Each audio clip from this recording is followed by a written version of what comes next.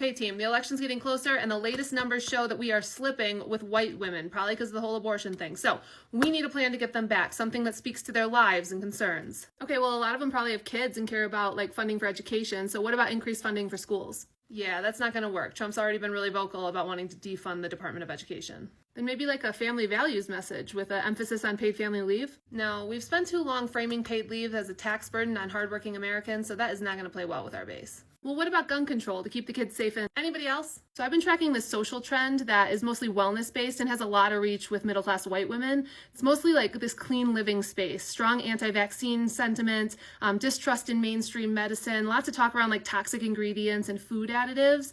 It's usually left leaning, but lately we've been seeing this like shift with these influencers to more individualism and skepticism towards the government.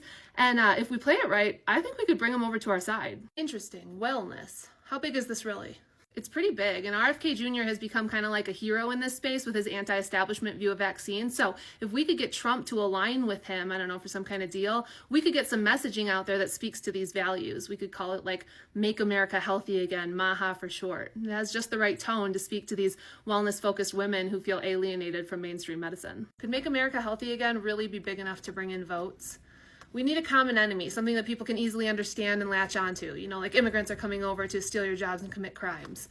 What's the villain in this space? I think it's the food additive thing, like talking about a toxic ingredient in a commonly eaten food. I mean, these influencers are already going viral for talking about something like food dye in cereal, so that's what we do. I'm sorry, aren't we the party of deregulation, not more regulation? And haven't we consistently voted in favor of corporations, including food manufacturers?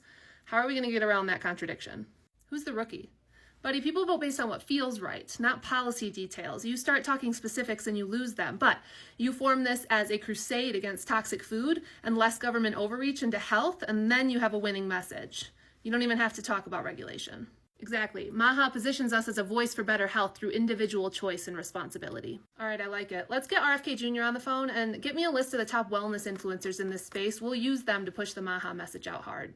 Got it. We could also arrange for the influencers to speak to Congress, which would help legitimize the movement, plus its powerful optics. I love it. We bring them in under the guise of health experts, amplify their voices in Congress, and make sure that they're seen as the champions of health freedom. If we position it right, it'll seem like our party is the one that's listening to their demands. Okay, I'll get a message to RFK Jr. Do you want the influencers to be right-leaning? No, I don't care about their political affiliation. We're going to get them appearances and boost their following. Money and visibility have a way of changing minds.